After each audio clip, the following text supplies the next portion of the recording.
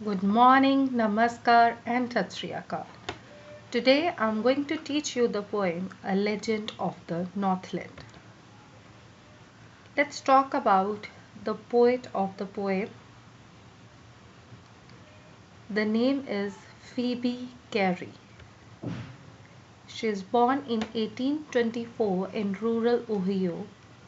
Phoebe Cary, alongside sister Alice Cary, made a name for herself in American poetry. Talking about her famous publications, poems and parodies, Ticknor and Fields, Boston, 1854. Poems of Faith, Hope and Love in 1867. Coming up to the poem A Legend of the Northland. A Legend of the Northland is a ballad. A ballad is a narrative poem that is written in short stanzas, usually quatrains, relating a simple incident in a form of suitable for singing or rhythmically chanting. So, a ballad is a poem narrating a story in short stanzas. So, this poem is of the Northland area, the area which is near to the North Pole. And Northland means the area in the northernmost part of the earth that is near the North Pole. Legend means a historical story, one which is very old and had been passed on from generation to generation. So here you got to know about the meaning of legend and Northland. That is the title given in the poem. This is a simple poem with a moral. It means it gives us teaching, a message at the end. So it teaches us that we should not be greedy. We must help the poor and hungry people. The poem is based on the moral lesson that human beings must rise above selfishness. The poem reveals that those who lack love and empathy and are not charitable will be punished by God or his messengers. Our wealth and luxuries should not hold us back from helping others in need. So let's start with the stanza by stanza explanation and important questions side by side. Away, away in the Northland, where the hours of the day are few, and the nights are so long in winter that they cannot sleep them through. Away, away. It refers to far away, that is the remote region in the Northland. So Northland is the place that I talked about where the hours of the day are few. Few means very less in number. And the nights are so long in winter that they cannot. They refers to the people living there. People living in the Northland. Cannot sleep them through. Cannot sleep them through means they can't sleep throughout the night. So here the poet tells us the story of a far off place called Northland. It lies in the extreme north end of the world, somewhere around the North Pole. So here the winter season has very long nights but very few hours for the day. The nights are so long and so cold that the people cannot sleep them through. So the questions that can come from this stanza is, according to the poem, what is the Northland? So Northland is the extreme north end of the world. Or you can be asked that what kind of days and nights are there in Northland during winters. So you have to talk about short days and extremely long nights. And you can be asked about the people. Why can't people sleep through the nights in Northland? So people cannot sleep them through the nights in Northland because they are very long. First keyword. And second is very cold. Okay. And then you can be asked about the poetic device or literary device in this stanza. So here it is away, away in the Northland, where it is the repetition of the word away. Okay. Coming to the second stanza, where they harness the swift reindeer to the sledges when it snows, and the children look like bear's cub in their funny furry clothes. Harness means to fastening of a reindeer to a sledge. So if you can see the picture here, this is harness. Fine. Swift means fast. Fine. Fast moving. Sledges are the wheelless moving carts that are drawn on the snow. Like if you can see the picture, they are wheelless and it is being drawn by the reindeers. And the children look like bear cubs. Bear cubs means little ones of the bear in their funny furry clothes. So they appear to be strange by wearing the clothes that are made up of fur. So the question that can be asked is, what kind of carriages do people use in the Northland? So you will talk about people use sledges which are pulled on the snow by the fast reindeers. Then you can be asked about the kind of clothes do children wear in the Northland. So you will here talk about the clothes that are made up of fur, which help them to keep warm in the extremely cold weather. Then the question can be, how do the children look like in the winter clothes? So you will respond that the children look like the cubs of the bears in their winter clothes. So it is so because the clothes are made of fur and give a funny bear-like appearance to children. So literary devices, here it is alliteration where F and F, funny, furry. Fine. The sound is repeated, and the comparison where and the children look like bear cubs is a simile. Coming to the next stanza, they tell them a curious story. I don't believe it's true. And yet you may learn a lesson if I tell the tale to you. So curious means strange. Curious means strange, and tale is a story. So in the Northland region, there prevails a curious legend which parents tell their children. And the poet is not sure whether the story of this legend is true or not.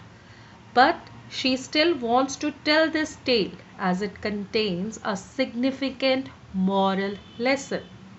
So you can be asked about who are they and them in the first line. So they refers to the parents or the people of the Northland, and them refers to cute little children to whom the story is narrated. And which two characteristic feature of the story have been mentioned by the poet in this stanza? The first, it is curious. Number one, it's curious. And second, the truth has not been established. So it's not known whether the story is true or not. And why doesn't the people believe the story to be true? Because this story is strange and unusual, something which cannot happen in a real world. And why is the story valuable? Fine. So valuable because it teaches the moral lesson of love, kindness and charity. So that is why it has been passed on by one generation to another. You can be asked about the literary devices hidden in this stanza. So here, learn a lesson. So when I use this word learn a lesson is alliteration. Tell the tale, T. This is again alliteration. Fine. And there is enjambment in the third line. Fine. Because and yet you may learn a lesson if I tell the tale to you.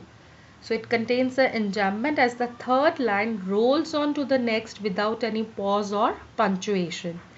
And then there is allusion, fine, where the few words are omitted. So This is illusion. Fine. Coming on to the next stanza. Once when the good Saint Peter lived in the world below and walked about it preaching just as he did, you know.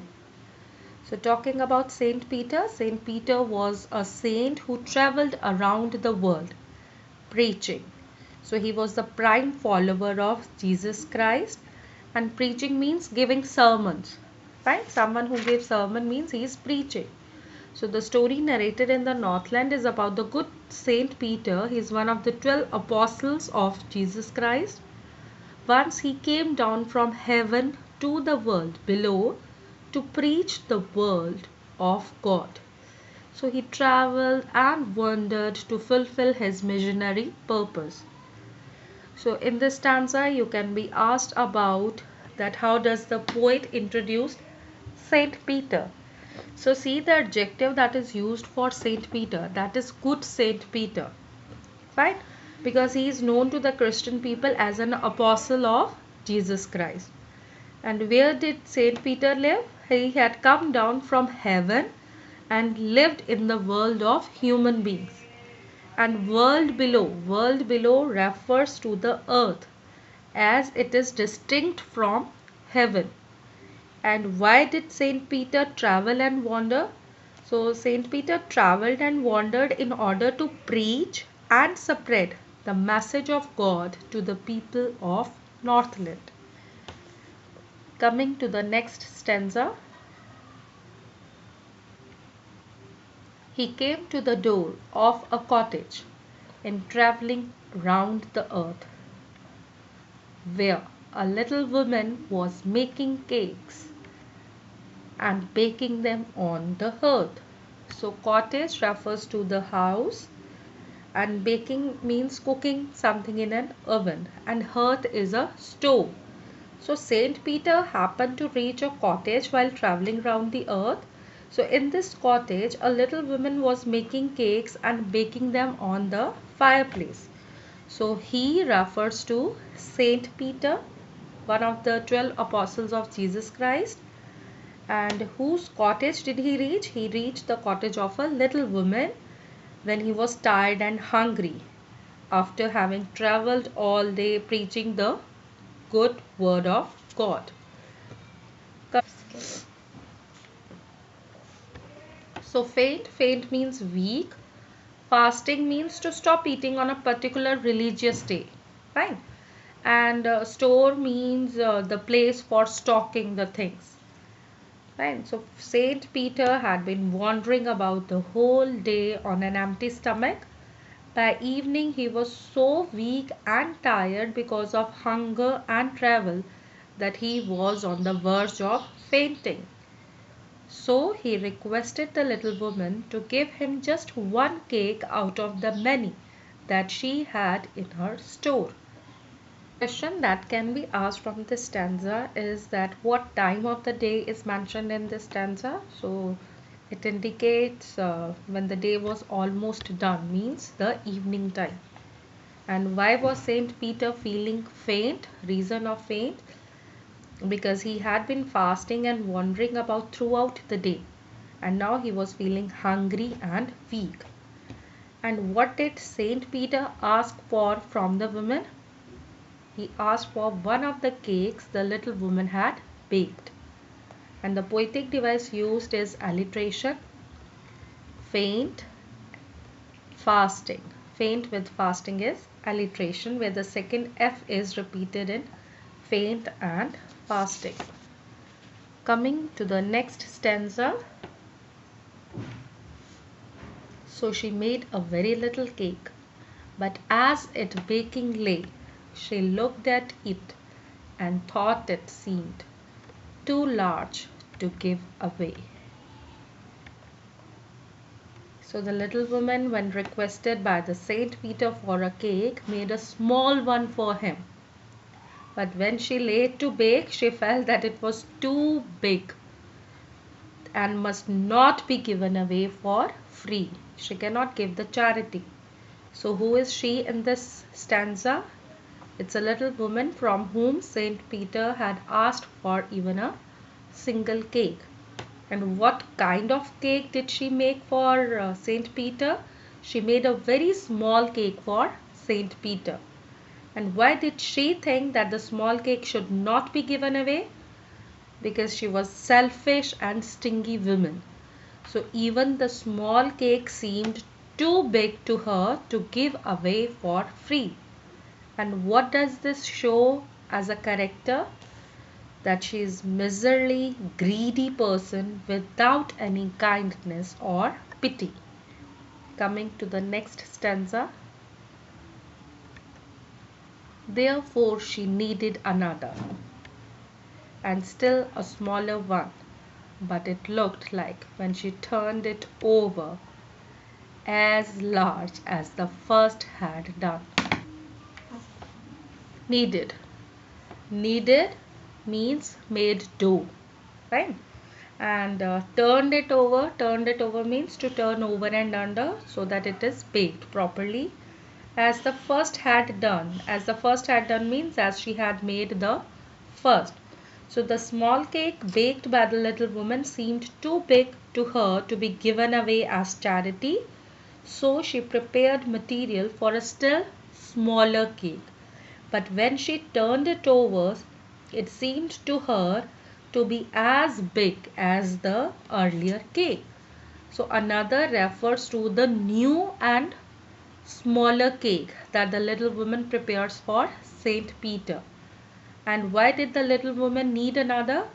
The little woman needed another cake because greed made her feel that the earlier cake, although small, was too big to be given away. And why did she make it still smaller? She made the cake still smaller because her greedy nature hindered her from parting with even a small cake from her large store.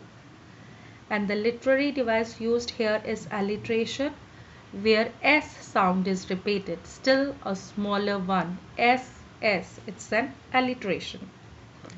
Coming to the next stanza. Then she took a tiny scrap of dough and rolled and rolled it flat and baked it thin as a wafer. But she couldn't part with that. So tiny means small. Tiny means small. Scrap is piece. Dough is the kneaded flour. Wafer is a small thin round bread. And part with that means give away. So the greed of the woman is further emphasized in this stanza. So in her effort to make a very small cake for Saint Peter, she took very little dough and went on rolling and rolling till it became thin like a wafer. So she was so miserly that she couldn't bear even to give away that thinnest cake to Saint Peter. So she in this stanza refers to the little woman. Right? And why did she take a little dough only? She took only a little dough in order to make a very small cake for Saint Peter. And why did she go on rolling the dough? Because she was extremely cunning. She went on rolling the dough so that the cake should appear big in size. And what kind of cake did she end up making? She ended up making a cake which had been rolled so thin that it looked like a wafer, not a cake. And the poetic device used here is a simile in the line, and baked it thin as a wafer. Right? So the thinness of the cake has been compared to that of a wafer. Coming to the next stanza. For she said, my cakes that seem too small when I eat of them myself are yet too large to give away. So she put them on the shelf. Shelf is the ledge. So the little woman was so greedy that instead of giving any cake to the hungry Saint Peter, She put even the smallest one on the shelf for herself. She reasoned that her cake seems too small when she ate them, but seemed too big to be given away as charity. How did the cake appear to the woman when she ate them herself, and why? The cakes appeared too small to the woman when she ate them herself. This was so because she was a glutton, and her hunger was not satisfied even after eating big cakes. And how did she feel when she had to give away those cakes? She felt that they were too big to be given away for free. The reason was that she was a tight-fisted person for whom it was painful to give away even the smallest bit. And why did she put the cakes on the shelf? She put the cakes on the shelf for herself. Her greed did not let her part even with the thinnest cake for the starving Saint Peter, and she kept back everything for herself. What do these lines reveal about the character of the little woman? So it reveals that she was selfish, greedy, miserly, gluttonous, absolutely devoid of contentment and generosity. Coming to the next stanza. Then good Saint Peter grew angry, for he was hungry and faint. And surely such a woman was enough to provoke a saint. Such a woman means woman without feeling, who is devoid of contentment and generosity. Provoke means to incite, to make someone angry. So Saint Peter had asked the woman for only a single cake, but the woman, overpowered by her greed, did not give him even a thin one. As Saint Peter was feeling weak because of hunger and fatigue, his temper was provoked by this utterly selfish behavior of the woman. The negativity of the women was too much for the divine saint to pardon.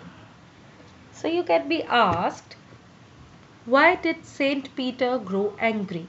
So Saint Peter grew angry because he was feeling weak and hungry while the woman kept him waiting as she took time to bake the thinnest cake for him. And the meaning of such a woman means the woman was greedy, selfish and miserly woman, like the little woman who was absolutely devoid of human feelings of pity, compassion and charity. Coming to next stanza. And he said, you are far too selfish to dwell in a human form, to have both food and shelter and fire to keep you warm. Dwell means live in. Human form means in the shape of human body. Shelter is the place of protection. So when Saint Peter was angry at the greed of the little woman, he told her that she did not deserve to lead the life of human beings. Although God had provided her food and shelter and also a comfortable warm life, she had not developed the human emotions of selfless love and kindness. So he in this stanza refers to Saint Peter, who had come to the cottage of the little woman in the Northland asking for some food. And why, according to him, the woman did not deserve to be a human being?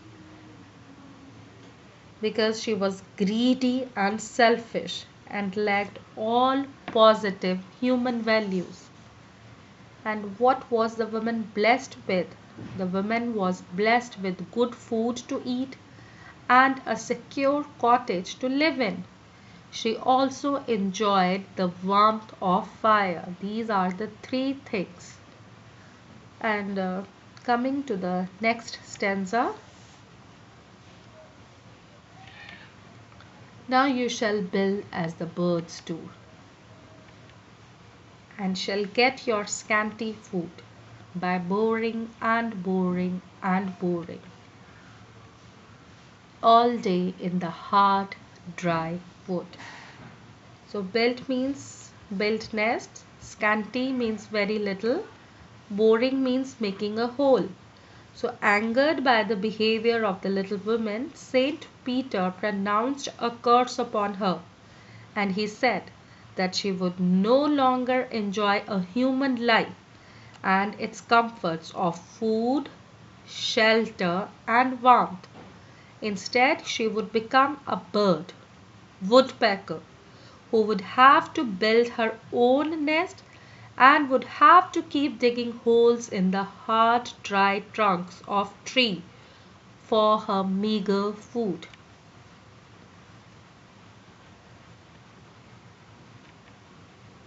Then up she went through the chimney, never speaking a word, and out of the top flew a woodpecker, for she was changed to a bird. Chimney means a structure in the roof through which smoke is carried away. So after Saint Peter pronounced the curse, the little woman instantly went through the chimney, fine, without getting a chance to say even a word. She flew out of the top of the chimney, having been turned out to be a woodpecker. The saint had deprived her of her other human form, as she lacked the human values of kindness and charity.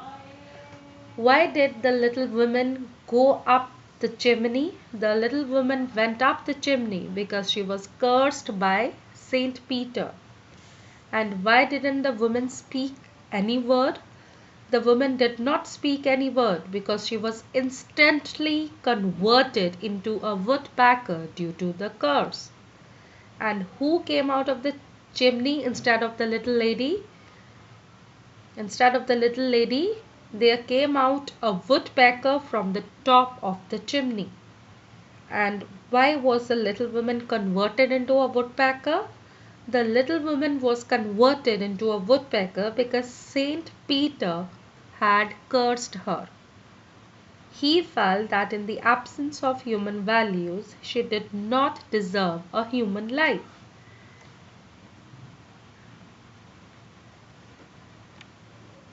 She had a scarlet cap on her head, and that was left the same. But all the rest of her clothes were burned, black as a coal in the flame. So scarlet is bright red, right? And left the same means not touched. Rest means all other. Flame is the flame of fire. So when the little lady went up the chimney, she was wearing a red colored cap on her head. This cap remained on the woodpecker head as its plume. So however, all the other clothes worn by the women got burned as black as coal due to the flame inside the chimney. Thus the body of the bird became black. So the she in this stanza is the little woman who was cursed by Saint Peter for being greedy. And what had happened to the scarlet cap on her head? The scarlet cap on her head remained intact. It did not get burned by the fire in the chimney but changed into the red plumes of the woodpecker. And what happened to her clothes? The clothes of the little woman were burned down by the flame in the chimney. They became as black as coal and formed the black body of the woodpecker. And which poetic device has been used in the last line of the stanza? This is simile. Black as a coal in the flame. Right? So the color of the burnt cloth has been compared to that of a coal. Coming to next stanza.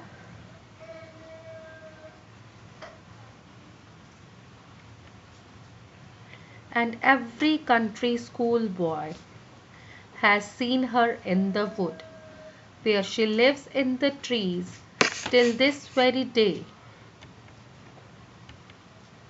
boring and boring. Wood. Wood refers to forest. This very day means even today.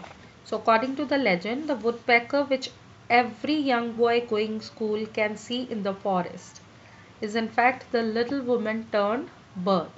So till this day she lives here in the trees, and as per the curse of Saint Peter, she has to bore the tree trunks laboriously.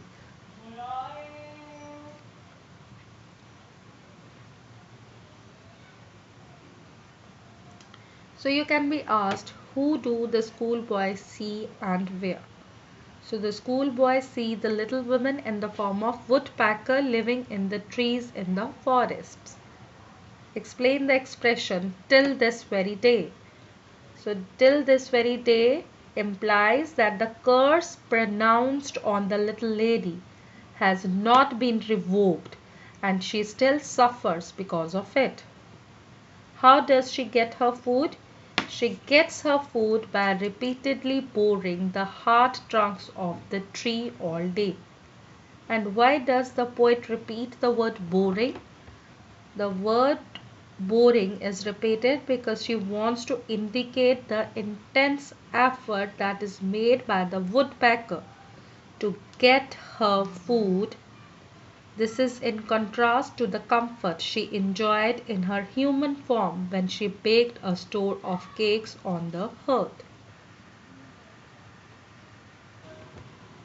Coming to the message of the poem conveys the message of positive qualities like affection, love, fellow feelings, sympathy, generosity, and a sense of sharing.